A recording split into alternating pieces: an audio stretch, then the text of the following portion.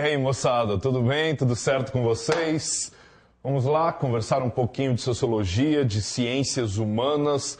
Vamos exercitar a nossa interpretação do mundo pensando na prova do Enem, que está chegando, né? Temos aí mais 2, 3 semanas de preparação. Fica esperto, hein, que nós vamos ter a nossa revisão ao vivo com todos os professores em 2 tardes, dando aquelas dicas finais, lembrando dos principais tópicos das suas respectivas disciplinas, vai ser bem legal. Então espero que você esteja aí com gás, com pique, com vontade para, resolver todos os seus problemas e chegar muito inteiro, chegar muito pronto nas suas provas dos dias 24 e 25 de outubro. Então vamos lá. Ó, a gente está entrando na prova de 2014, na última prova aplicada do ano passado, e você vai ver, pelo menos nas ciências humanas, que as questões elas diminuíram de tamanho consideravelmente no ano passado. E, benza a Deus, né? Benza a Deus. Todos nós, professores, ficamos muito felizes com isso. E, claro, óbvio que os alunos, os candidatos do Enem também.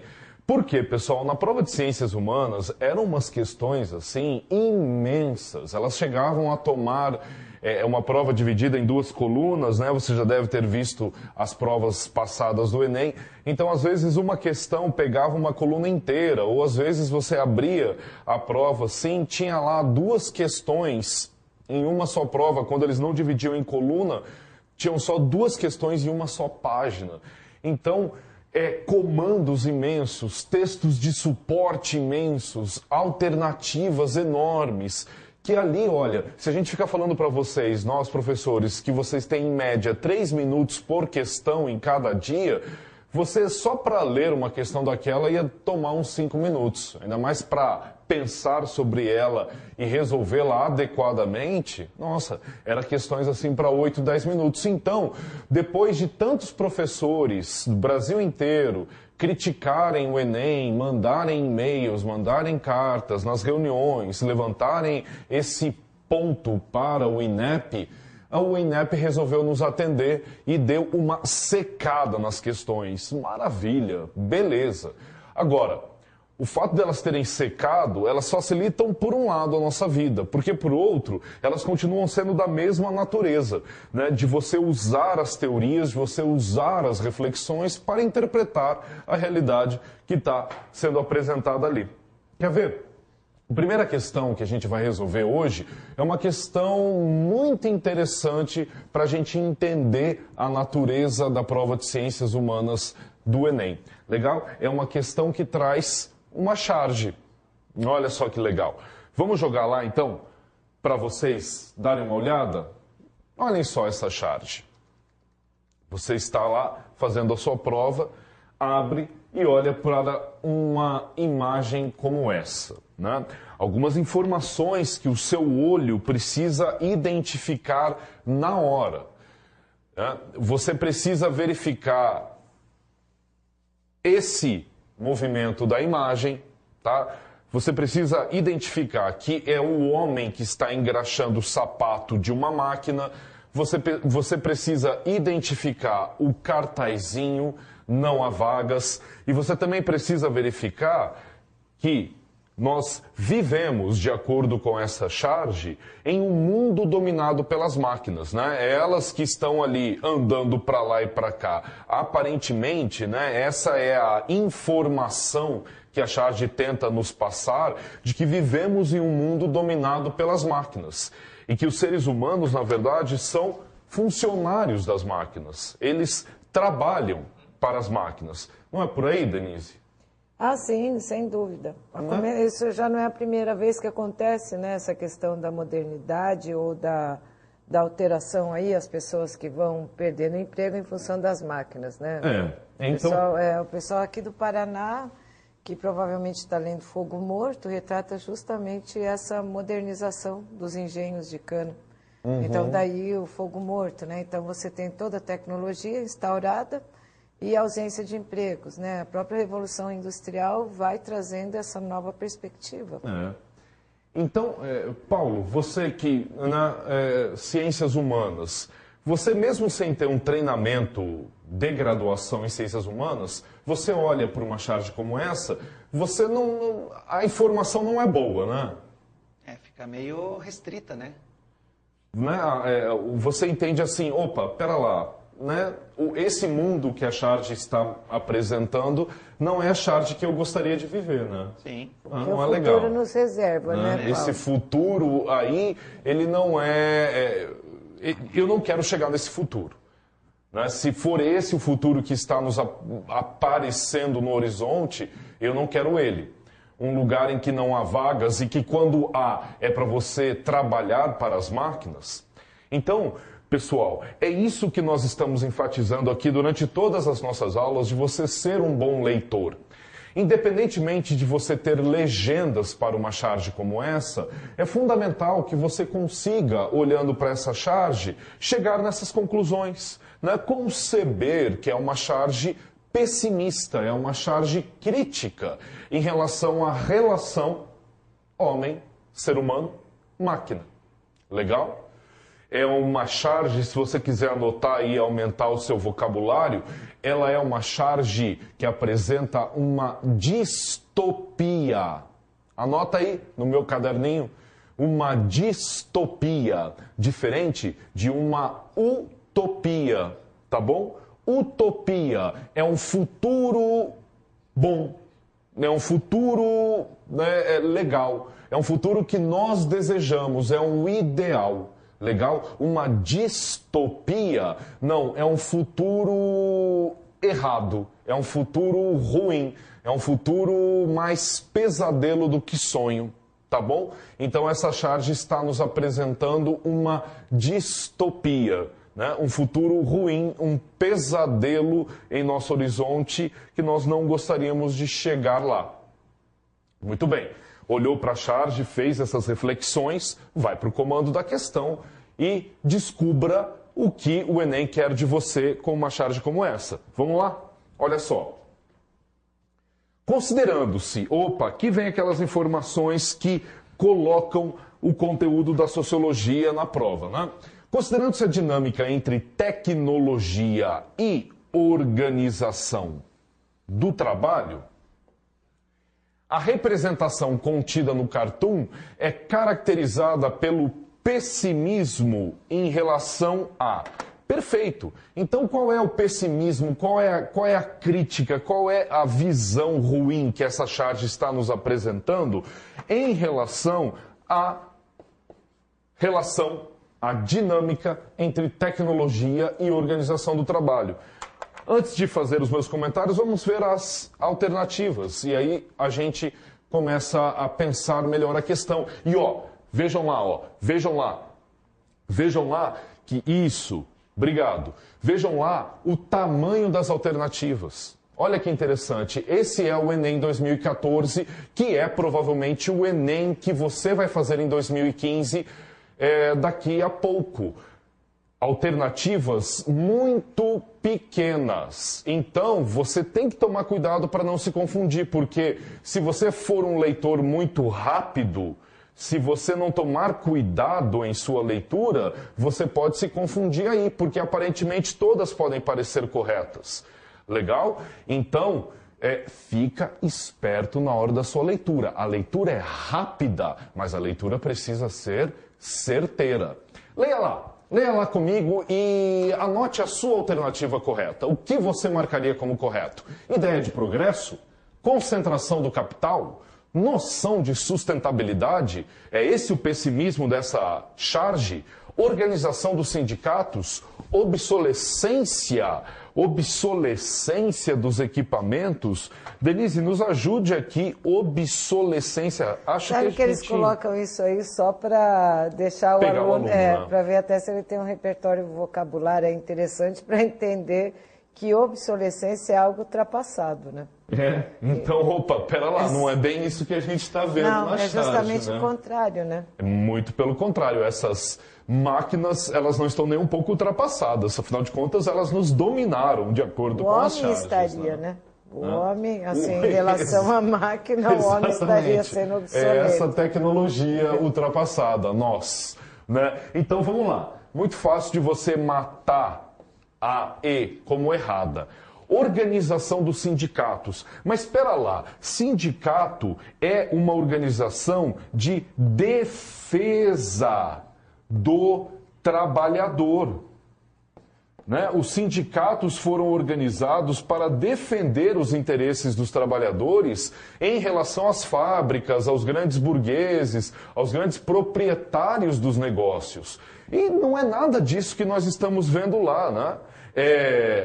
Então, pera lá, não vai por aí. Se fosse uma relação entre donos das fábricas e trabalhadores, até a gente poderia pensar em um pessimismo em relação aos sindicatos. Mas a questão, ela pede para a gente tratar tecnologia da relação... e a questão do cartão, né? Eu estou indo para frente, desculpem. Aí, ó, deixa eu voltar aqui. Aí, ó. Entre tecnologia e organização do trabalho, tá bom? Então, não entre os donos das fábricas e os trabalhadores. Aí não teria o tema relação é diferente. nenhuma. Aliás, a charge não dá nenhuma pista sobre a questão sindicalista, né? Muito difícil de você querer achar alguma verdade nessa alternativa. Noção de sustentabilidade, né? Por favor, noção de sustentabilidade na sua cabeça deveria estar se remetendo a uma preservação do ambiente, a uma preservação dos nossos recursos naturais, das energias, né, utilizadas pelo ser humano, uma preservação, mas um uso uso consciente, né? Uma preservação no sentido de poder usar e manter a existência, não é, Paulo? Na realidade, essa questão de sustentabilidade aí, que nem comentou sobre a cana-de-açúcar. Né? Hoje em dia, um tempo atrás, era totalmente humano, né? O homem lá e cortava a cana, jogava nos caminhões, ou vinha a máquina lá e resgatava essas canas e levava até a usina. Beleza? Hoje é tudo maquinário. Hoje não tem mais corte por humanos. Talvez em pequenas áreas tudo bem, mas em grandes áreas isso não tem mais. E olha como é bacana. Tudo bem, você deixa de usar a matéria humana, beleza? Só que daí o que acontece? O que o pessoal fazia? Eu lembro quando eu era criancinha, lá em São Bento do Sul, né, eu via na reportagem... Faz tempo, né, professor? Não faz muito tempo não, tá? Que o pessoal pegava e cortava a cana e depois fazia o quê? Queimava. Olha só. Hoje é proibido queimar. Por quê? O que eles fazem com essa cana? Eles recolhem toda a cana, com o bagaço, o que eles fazem? Eles queimam a cana, só que para gerar energia novamente. Então, essa sustentabilidade aí, ela está nesse foco muito bem caracterizada, porque você não está perdendo nada, né? Tudo você está tendo uma geração, porque a empresa precisa de energia. E de onde que ela vai pegar? Por exemplo, da hidrelétrica. Só que a hidrelétrica não tem água, hoje em dia está faltando. Aí vai ter da onde? Ela queima o próprio bagaço de cana para gerar energia para a sua própria movimentação. Usar os seus próprios recursos. Isso caracteriza a sustentabilidade. Pois é. E aí, pessoal, se a Charge estivesse apresentando uma visão pessimista de sustentabilidade, ela deveria trazer algum tipo de realidade que o Paulo acabou de sublinhar para a gente. Né? Sei lá, no campo, árvores caindo, árvores sendo cortadas, ou de repente grandes máquinas, colheitadeiras fazendo o trabalho de seres humanos no campo. Esse tipo de realidade poderia ser lido como uma visão pessimista em relação à noção de sustentabilidade. Mas não há uma mísera folha na Charge. Né? É só máquina e ser humano. Então é meio exagerado da sua parte querer marcar essa alternativa. Concorda comigo? Então, essa é uma diferença das ciências humanas, né? O Paulo chega para você e diz, a alternativa é incorreta, está incorreta porque ela está errada. Porque se a gente faz as contas, a gente não chega naquele número, a gente vai chegar em outro. Aqui não. Aqui a gente tem que saber, em ciências humanas, interpretar e chegar a conclusões de que, opa, de repente, essa alternativa aqui não contempla completamente o nosso texto de suporte, no caso aqui, a Charge. Tá bom? Pense nisso. Essa é uma das grandes dificuldades das ciências humanas, que faz muitos alunos não gostarem de sociologia, de filosofia, de história, né? E às vezes amarem essas matérias, né? No meu caso, é justamente esse o ponto. É por não ter uma resposta única, completa e certeira que eu consegui me dar melhor com essas ciências aqui, com as ciências humanas. É o meu caso. Né? O Paulo já não, é pelo contrário, por isso que eu não fui para elas. O aluno podia até direcionar a questão para a letra B, né? Poderia, pelo que a né? charge está caracterizando, porque você tem, né? Posso até voltar ali? Por favor. Né? Se você olhar, tem um grande campo industrial ali, ó, atrás. Então quer dizer que o capital está concentrado. Né? Mas eu acho que pela característica de que a pessoa está trabalhando e a máquina está, vamos dizer assim, no seu lazer, né? O que deu a interpretação é de você ter uma ideia de progresso que é mais aceita do que a concentração do capital. Mas perfeito. Tem um outro detalhe lá, né? Fazer sociologia, eu acho, próxima faculdade. Ali é a questão dos planos, né, Leonardo? Primeiro plano, segundo plano, terceiro plano, tá? As indústrias estão em terceiro plano na ordem ali. E Paulo, a concentração de capital, assim como a organização dos sindicatos, a letra D, acontece entre seres humanos.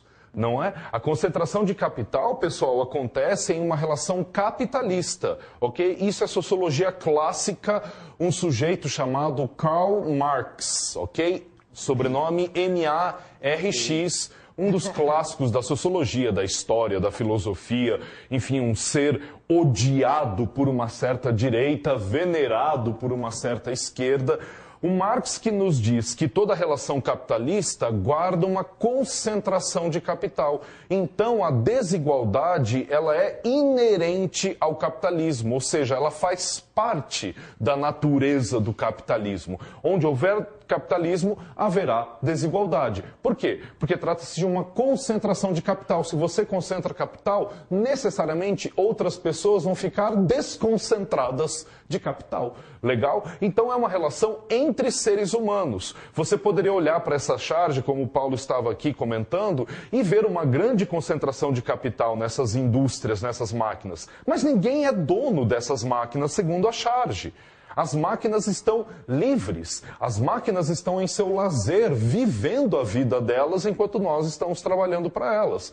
Então não, a única alternativa que consegue resolver o pessimismo da charge é a ok?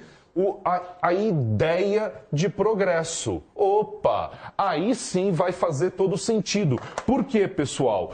Como a Denise estava falando lá no começo, na primeira participação dela em relação a essa questão, ela falou de revolução industrial. E é isso mesmo. Na revolução industrial, pessoal, as máquinas, o surgimento das máquinas vão ser associadas à ideia de progresso.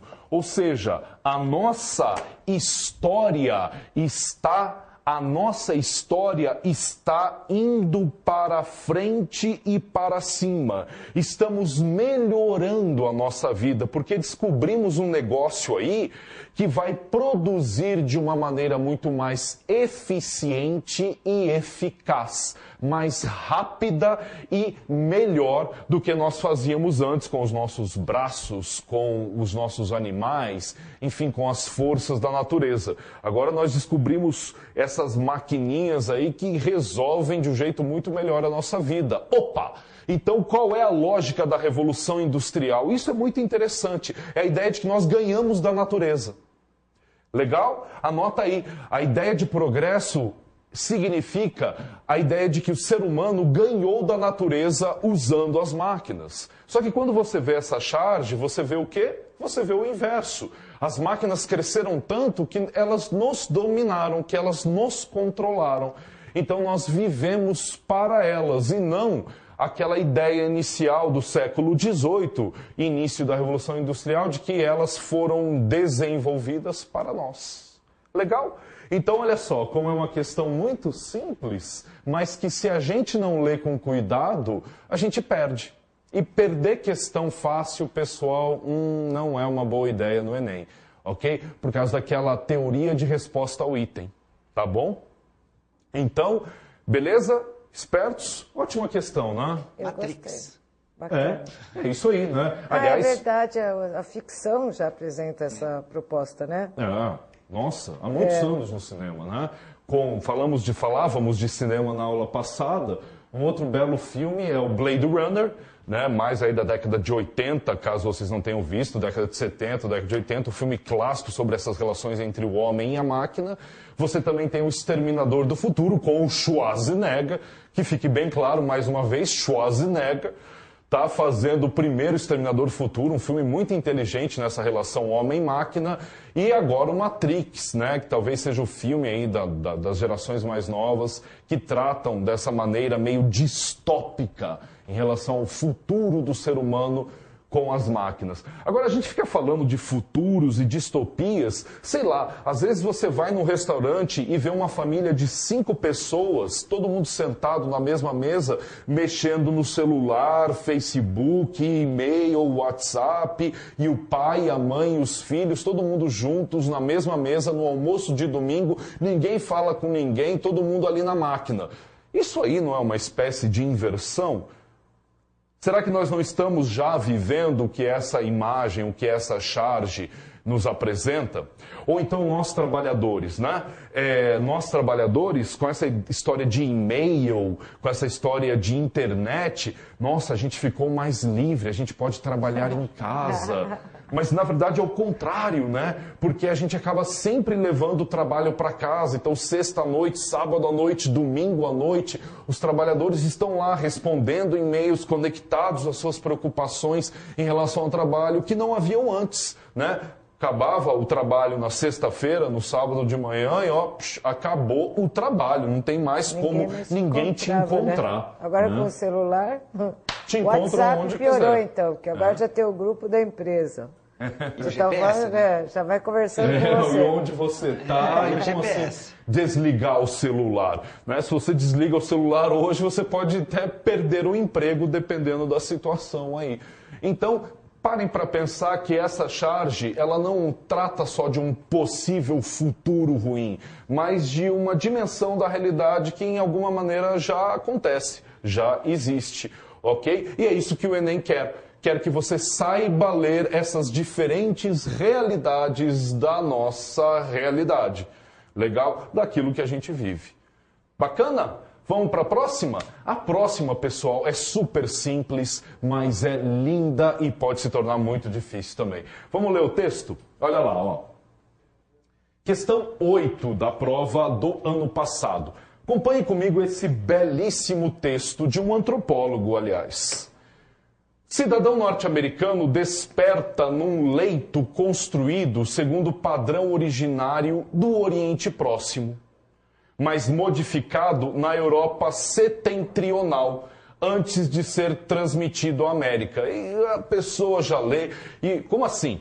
O cidadão norte-americano, ele desperta, ele acorda numa cama. Uma cama que vem originalmente de um padrão que surgiu no Oriente Médio, que antigamente era chamado de Oriente Próximo, mas que ganhou efetivamente a sua cara, que tem nos Estados Unidos, na Europa setentrional. Se vocês perguntarem para o Marcos, nosso professor de geografia, ele vai dizer que Europa setentrional é a Europa do Norte. Sai debaixo de cobertas feitas de algodão, cuja planta se tornou doméstica na Índia. No restaurante, toda uma série de elementos tomada de empréstimo espera. O prato é feito de uma espécie de cerâmica inventada na China. A faca é de aço, liga feita pela primeira vez na Índia do Sul. O garfo é inventado na Itália medieval. A colher vem de um original romano. Lê notícias do dia impressas em caracteres inventados pelos antigos semitas. em material inventado na China e por um processo inventado na Alemanha, né? A imprensa de Gutenberg. E aí você lê lá, Ralph Linton, O Homem, uma introdução à antropologia, um texto de 59, pelo menos na sua publicação brasileira. Então, você leu esse texto imenso e ficou assim, caramba, né? Será que eu vou ter que responder algo relacionado à origem desses elementos, desses objetos? Será que eles querem saber se eu domino a relação entre o garfo e a Itália medieval? Ou entre a semente de algodão e o Egito? Como assim? Para onde vai essa questão? Pessoal, olha só, antes de a gente ir para o comando dela, você tem que ler um texto desse e você tem que escrever. Escreva aí.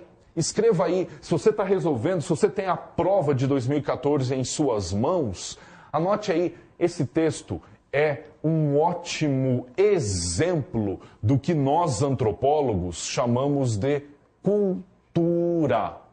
Tá bom? Anota aí, cultura. É isso que o texto está apresentando. Aliás, muitos professores resolvem essa questão falando de globalização.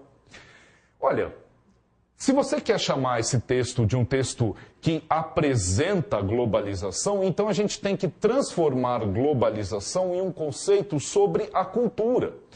Porque sempre houve globalização nas relações entre os seres humanos, se assim for.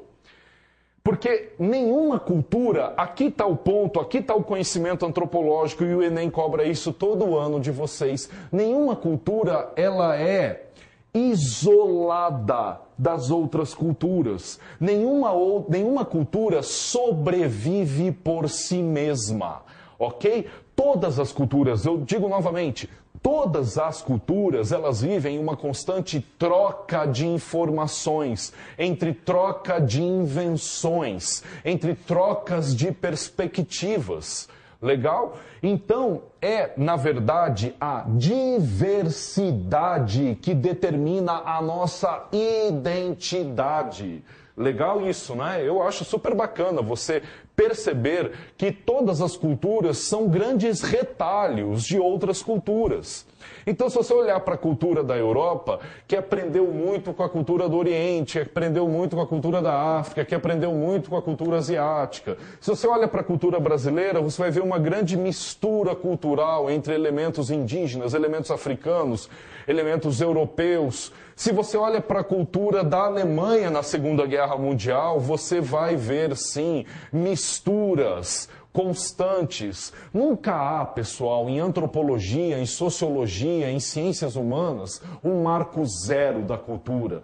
Uma ideia de uma cultura isolada das outras, como se fosse possível você dizer que uma cultura acaba e a outra cultura começa. Somos produtos de trocas. Por isso que é tão bom viajar, por isso que é tão bom conversar com pessoas diferentes, por isso que é tão bom ler textos, ver filmes, escutar músicas de culturas distantes. Você está observando outros jeitos de ver o mundo.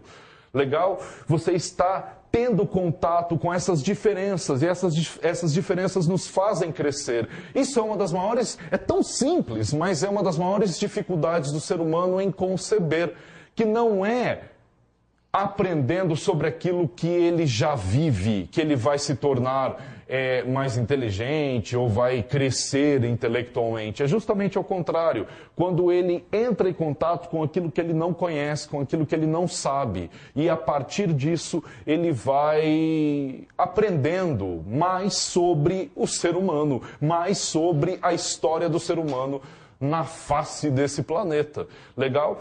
Então eu acho muito bacana ver hoje as pessoas fazendo as suas misturas, não é? Então você vê assim o sujeito que acredita em Deus, mas faz yoga, que é uma prática religiosa lá na Índia, né? E ao mesmo tempo acredita em espíritos da Umbanda, do Candomblé, do kardecismo, e ele vai fazendo todas essas misturas religiosas para definir aquilo que ele entende por religião. É isso, as pessoas estão buscando as suas matrizes, as suas crenças, as suas ideias, estão fugindo de doutrinas e configurando as suas próprias perspectivas a respeito do mundo.